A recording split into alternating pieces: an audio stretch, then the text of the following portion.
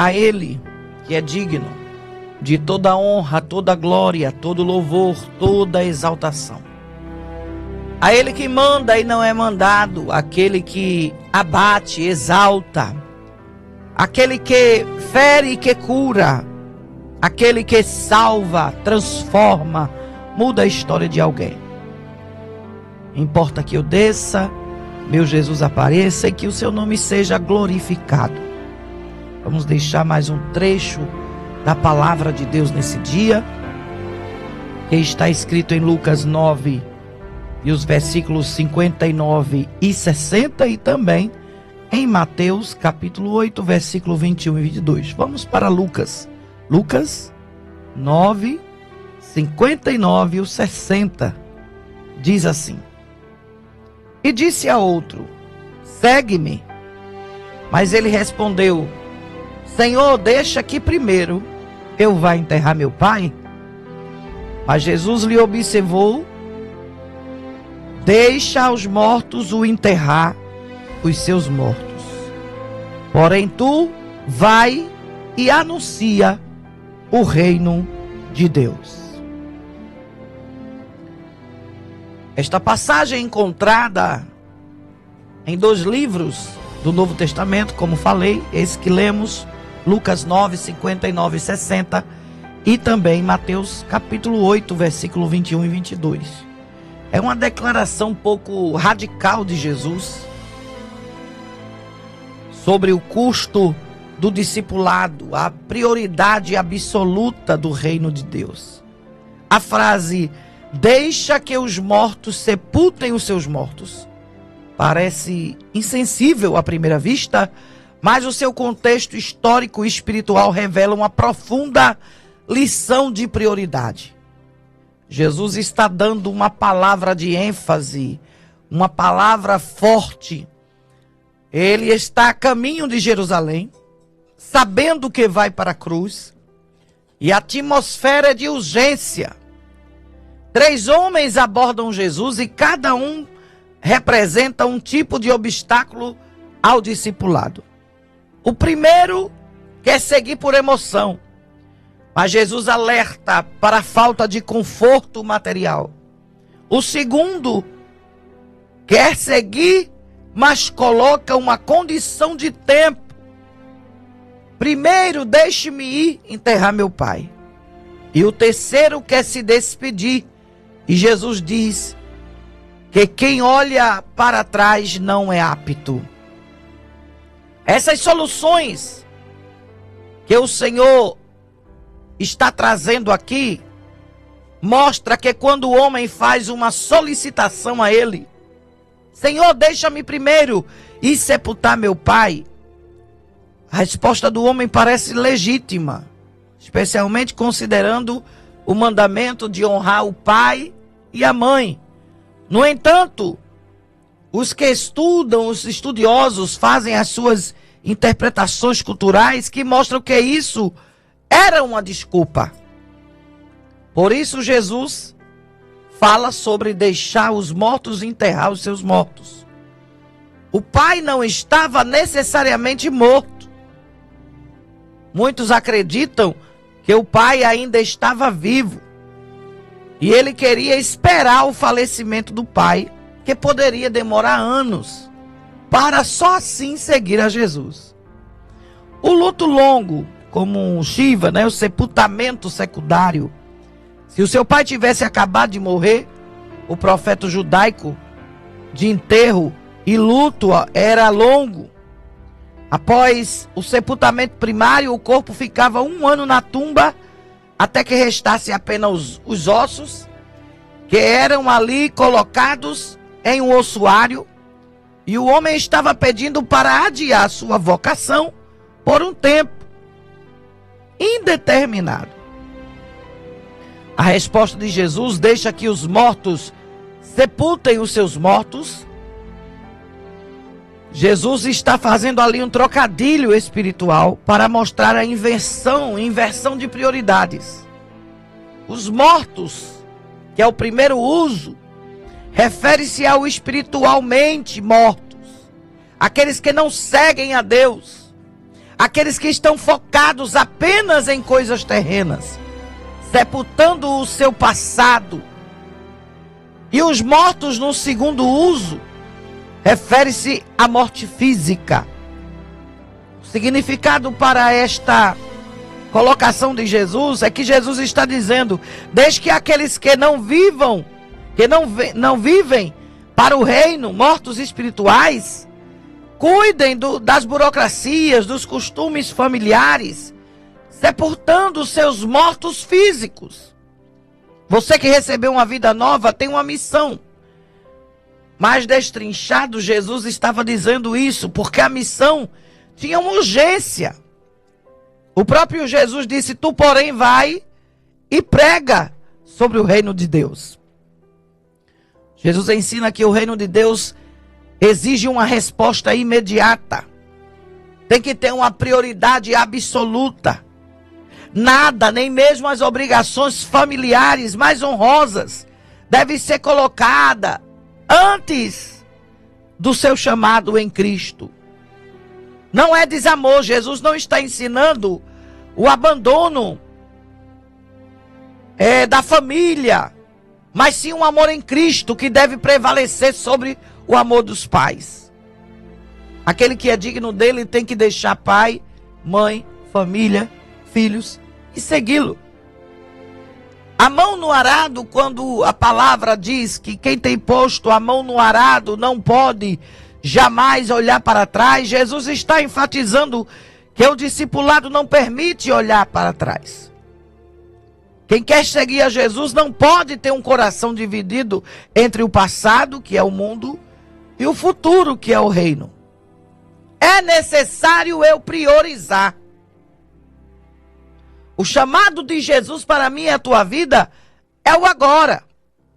A melhor hora para seguir Jesus é o presente. Não o amanhã ou depois que eu resolver um problema. O reino de Deus é mais urgente que tudo isso. As coisas eternas têm prevalência sobre as burocracias terrenas. Mas é claro, somos sentimentais. E quando Jesus disse a esses que estavam ali ouvindo: deixe que os mortos enterrem os seus mortos, seguir a Jesus é radical. Não é um compromisso de meio período. Deixa que aquele que está morto espiritualmente enterre os mortos fisicamente. Tem que ter uma prioridade. O reino é mais urgente que tudo. O chamado de Jesus é agora. E Ele está te chamando para um compromisso de agora, do presente e não do amanhã. Resolver os problemas não é você que vai resolver. Jesus está pedindo ao discípulo que não deixe a melhor parte, o reino. Assim como Ele falou com Marta e Maria, dizendo: Marta, procurou a melhor parte, que é ouvir a palavra, que é o que não se perde. Mesma coisa Jesus estava dizendo para os discípulos: não se pode perder a melhor parte, que é o reino, para depois assim priorizar a herança do céu, que não se perde com coisas minúsculas da terra. Ei, talvez você está ouvindo agora e dizendo: pronto, a missionária Milka está querendo que eu abandone minha casa, meus afazeres, meus cuidados com os meus parentes, para que eu venha servir a Deus sem olhar mais para trás, sem fazer mais nada. Não é desse jeito. Tendo tempo hábil para você fazê-lo, dá para você sair de casa e deixar a maioria das coisas prontas. O que eu tinha que fazer para hoje, vim fazer o programa de rádio, eu já fiz ontem à tarde. Já adiantei à noite. Já organizei. Já lavei umas roupas. Já coloquei umas coisas no lugar. Mas tudo isso antes do compromisso. Porque quando vamos à casa do Senhor, quando vamos pregar a palavra, quando vamos ter um acesso a fazer algo que é em prol do reino, não devemos colocar a nossa casa, nossas coisas, nossos compromissos terrenos acima do nosso chamado. Jesus não está mandando você ser irresponsável. Jesus não está dizendo a você para você deixar de ter emoção. Jesus não está querendo dizer a você que você não pode ter uma vida com a sua família. Não é isso. Ele está enfatizando que o reino é para agora, é urgente. Mas aquele homem dizia: primeiro deixe-me me despedir do meu pai. O outro dizia: primeiro deixe eu ali falar com alguém, sempre trazendo uma emergência que era maior do que o reino. E Jesus não quer saber disso. Jesus não quer saber. Às vezes para o homem uma situação é legítima. Às vezes para ele é legítimo. Especialmente quando é algo de honrar o pai e a mãe. Mas escuta, Deus está falando com alguém dizendo: não interessa a situação cultural que você se encontra. Isso não é desculpa para você jogar o seu chamado mais adiante. Pelo contrário, Ele está te convidando para você fazer o agora, que é servir, que é fazer o que é para o reino e não olhar para trás. Primeiro o reino, e as demais coisas vos serão acrescentadas. O que seriam as demais coisas, missionária Milka? Seria um casamento, um recurso, um carro, uma casa, um terreno, um conforto, cuidar de A e B, priorizar tanto. Se você for olhar direitinho, quando você começa a fazer um serviço em casa, ele se torna tão grande que você não consegue parar nem para descansar um pouco. Pelo contrário, você passa o dia todo trabalhando e ainda tem mais o que fazer. Você lava os pratos de manhã do café da manhã, já vem os pratos do almoço. Você lava o do almoço, lá vem o da janta. De todo jeito vai ter prato na pia no final do dia, mesmo você lavando a última vez que foi na janta. Porque você vai comer alguma coisa e vai ter. Se você for se ocupar com afazeres domésticos e abandonar o reino e não quiser ter compromisso, é disso que Jesus está se referindo. Ele está dizendo para alguém: não importa se a situação é como essa. Se o pai está nos seus últimos dias de vida, se está chegando a hora do seu falecimento, você só vai seguir a Jesus quando Jesus guardar? Não. Você pode seguir a Jesus colocando as coisas no lugar, controlando, cuidando. Vê se tem alguém que toma conta daquele doente. Vê se tem alguém que pode te ajudar nos afazeres domésticos, afazeres de casa. Talvez você está arrumando uma desculpa para não seguir o seu compromisso. Mas Jesus está dizendo assim: os mortos, no primeiro uso, deixai que os mortos cuidem de seus mortos, ou enterrem, ou façam o necessário. Esses primeiros mortos que Deus fala, que Jesus fala, ele está se referindo ao morto espiritual. Aquele que não segue a Deus, que estão apenas focados nas coisas terrenas, tem que sepultar o seu passado para seguir a Jesus. Tem que estar, aleluia, na vontade de Deus. Tem que estar participando desta situação em que Jesus te colocou. Ele está dizendo assim: olha, antigamente tu fazia as coisas da terra, mas agora tu vai fazer as coisas do céu. Jesus está dizendo que aqueles que não vivem para o reino, os mortos espirituais, é que se virem com as burocracias, os compromissos. Deus está falando com alguém nesta hora. Ora, irmão, eu sei que há um sentimento com a família, com os nossos. E o que acontece? Quando eles se vão, a saudade quer que a gente mantenha coisas daquela pessoa. A nossa família não tem esse costume. Roupa, sapato, tudo que era daquele que o Senhor guardou, e a gente tem ciência de que chegou o tempo, a gente doa para os necessitados. Meu avô, o pai da minha mãe, quando se foi, ele estava com muitas roupas, paletó, chapéus. Ele gostava de uns chapéus de couro que ele usava para parar o sol. E a gente doou as roupas dele, o que era dele.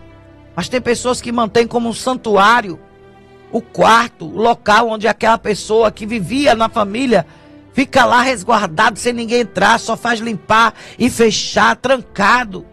Uma idolatria com as fotos, com os objetos. Não, ninguém mexe aqui, é de fulano, isso aqui é o cantinho dele, o cantinho dela. Irmão, isso aí tudinho fica aqui, irmãos. Jesus já permitiu chegar à morte. Eu sei que é uma linguagem um pouco dura, mas Jesus já permitiu, a morte já chegou. Não tem mais o que se fazer, apenas você precisa retomar sua vida. O luto é terrível, machuca. Tem até o seu tempo. Na palavra, antigamente os costumes era pagar pessoas para chorar, junto com a família, pranteadoras, mulheres que vinham para estar chorando ali naquele sepultamento.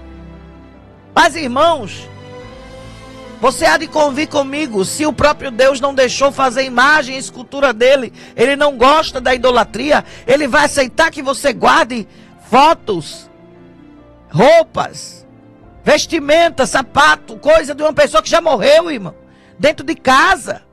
Libera isso para alguém que precisa, para alguém que está necessitado.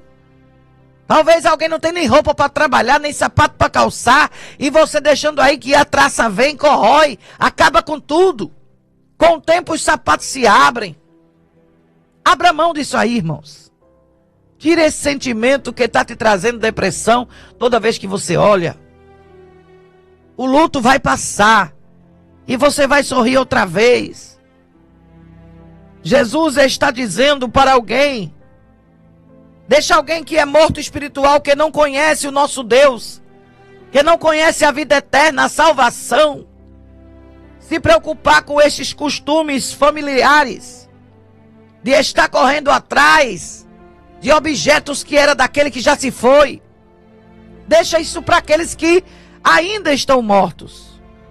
Mas para você que está vivo, glorifique a Deus, porque o Senhor não permitiu que esta pessoa continuasse sofrendo aqui na terra. O que adiantava estar vivo em cima do leito, se acabando nos pedaços, as feridas corroendo o corpo com o tempo deitado, debilitações físicas? O que adiantava?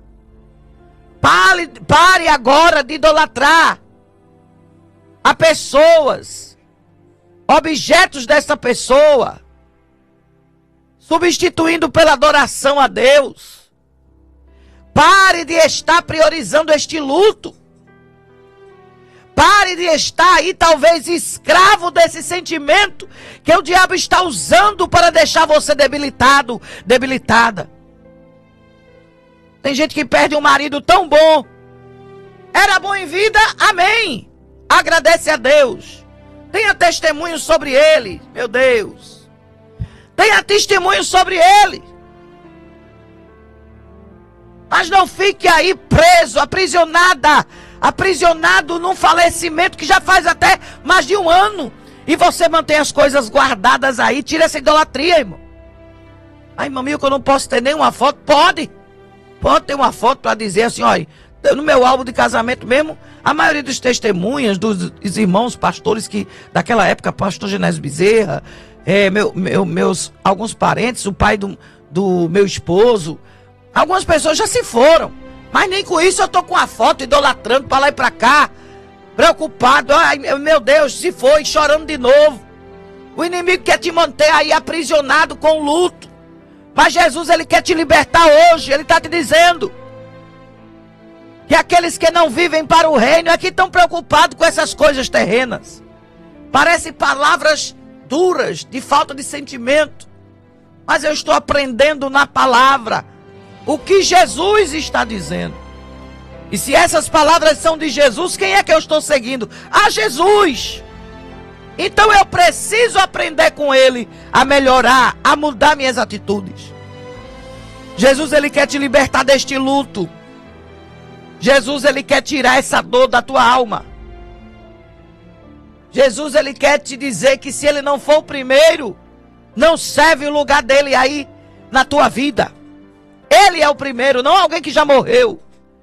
Ele é o primeiro, não alguém que você mantém aí aprisionado dentro desse quarto. Eu lembro que eu fui na casa de uma mulher, onde ela não permitia nem tocar nos objetos que foi do seu filho, que morreu com AIDS, de atitudes pecaminosas que tinha com outro homem. E ali Deus me levou dentro da casa desta mulher e eu comecei a dizer a ela: você vai me odiar, mas eu tenho que lhe dizer, este quarto aqui não agrada a Deus. Ou você serve a Deus, ou a Baal, ou você adora a Deus, ou os deuses mortos.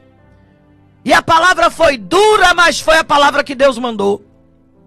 E aquela mulher passou mais ou menos 1 ano sem se comunicar comigo. Depois ela começou a se desfazer das coisas do filho. Amava muito o seu filho, ele teve atitude pecaminosa. E o pecado o consumiu com a AIDS. Mas o Senhor teve misericórdia dela e ela aceitou Jesus. E tinha que ter uma atitude de mudança, irmão. Quando a gente aceita Jesus, os mortos ficam lá, no mundo. Quando a gente aceita Jesus, o reino é o reino. É para os vivos espiritualmente. Aquele que conheceu Jesus, que é a própria vida. Com isso, eu não estou querendo dizer que você não pode chorar. Pode.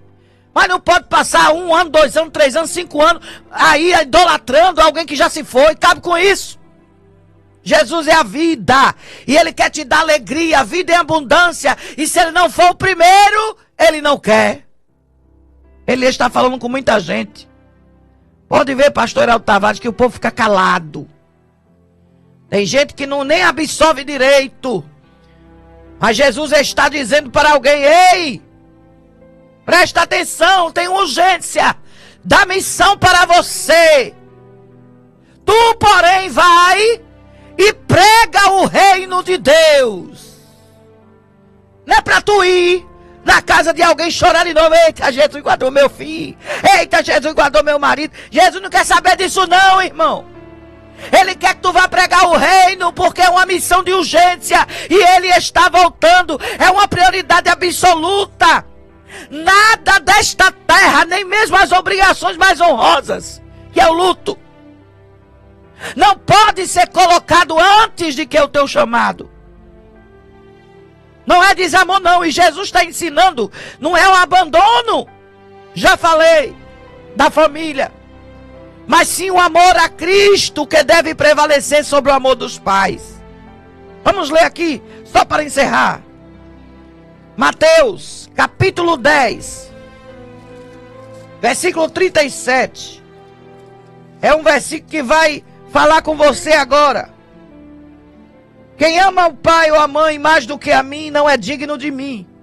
E quem ama filho ou filha mais do que a mim, não é digno de mim. E quem não toma a sua cruz e não segue após mim, não é digno de mim. Então aprenda. Pôs a mão no arado, não pode mais olhar para trás. É dura a palavra? É, mas é vida. Vida e abundância para você se levantar deste luto e cantar outra vez. Se Ele não for o primeiro, Ele não quer. Que Deus abençoe a tua vida, a tua casa e a tua família em